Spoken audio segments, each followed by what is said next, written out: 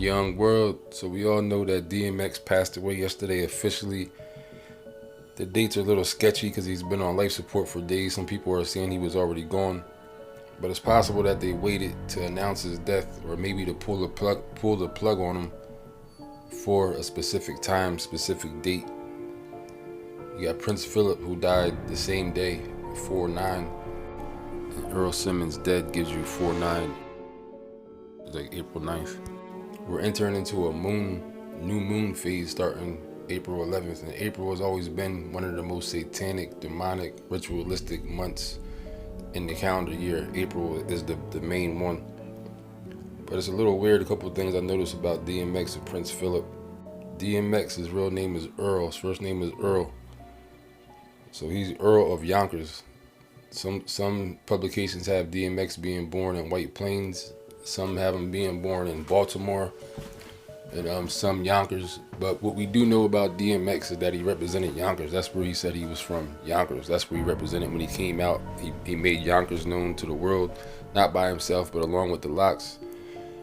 But at the end of the day, DMX's real name is Earl. He's Earl of Yonkers.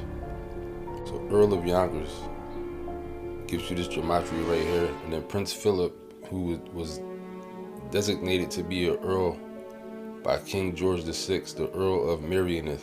So he also was an Earl. So the Earl of Merioneth and the Earl of Yonkers both have the same gematria and all these different ciphers. They both were members of a 16-member family. The royal family, it says when tallied up, there are around 16 members of the royal family, including Queen Elizabeth.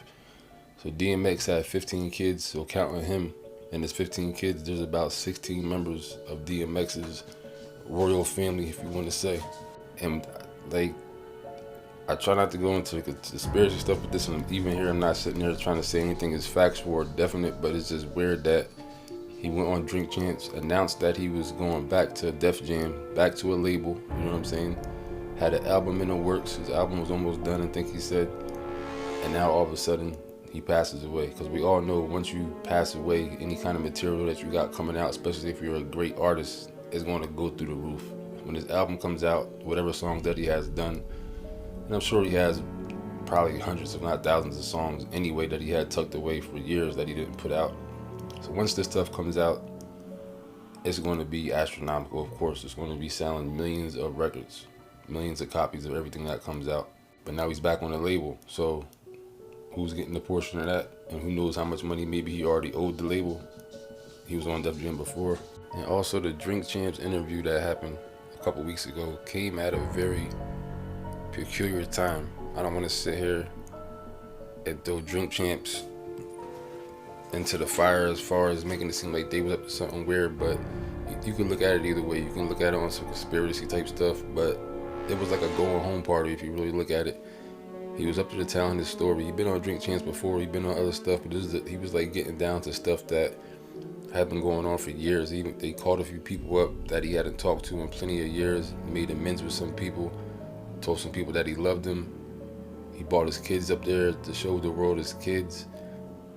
He showed and said a lot that we never seen him before. And like I said, he made amends with certain people, got some stuff off his chest, stuff about Ja Rule, you know what I mean? Just different stuff. So it almost kind of seemed like it was a going home party if you look at it like that. So you can look at it from the spooky point of view and be like, yeah, it was part of the possible whatever ritualistic type of stuff, or you can just look at it like it was the universe giving DMX the opportunity to, you know what I'm saying, come full circle, clean some stuff up, clear the air about certain stuff before he was about to leave. So that's a little sketchy. And some people are saying that he went and got the shot, which I don't know if that's true or not, can't confirm it. But if that's the case, then that's super sketchy, because TMZ came right out right away, said it was an overdose and put the information out immediately, which is, we know TMZ does ignorant stuff, but even by their standards, it's like they have an explanation right away to try to make sure people don't clamp on to the idea, if possible, I'm saying, if you got the shot. And the whole thing about the drug overdose is that who found him whenever they found him? Was it a family member that found him? Was it a friend? Was it an associate? Somebody that's on his team that found him? Because if so, I can't see those people right away saying that he died of a drug overdose, or if there were drugs around him or in the house, I'm pretty sure they probably would have at least cleaned it up before the ambulance got there. I would assume. You know what I mean? Most people's family or people that are around them aren't going to put information like that out immediately unless they're up to something, up to no good themselves. Also, this news came to us on April 3rd, 2021. So that gives you 4321, which is ironic that he was in that song with LL Cool J, 4321 song. And this year, and Easter happened to be on April 4th this year. And Easter Eve is a blood sacrifice day. The date varies because Easter is on a different day each year. It's a blood sacrifice. It's a human blood sacrifice day, male or female, adult. Also, Good Friday, which is the day the alleged incident actually happened, is a satanic holiday, Good Friday. And then that leads you into the next day, the 3rd, which is Easter Eve. So all this type of stuff mixed together definitely looks real weird. Definitely seems beyond something normal.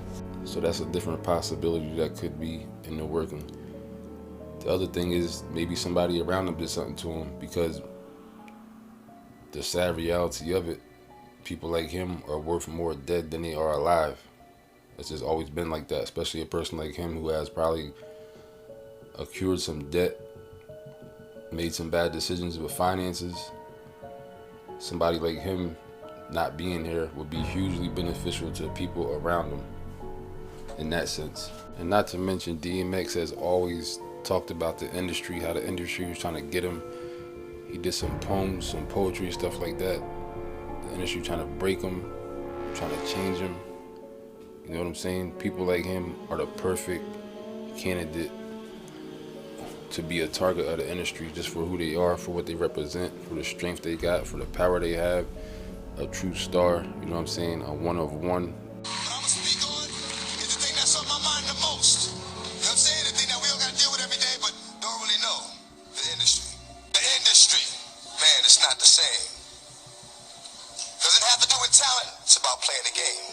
The industry ain't what it used to be. The industry's trying to control the way you MC. The industry, if you ain't got a strong mind, the industry will break you down. It's a matter of time.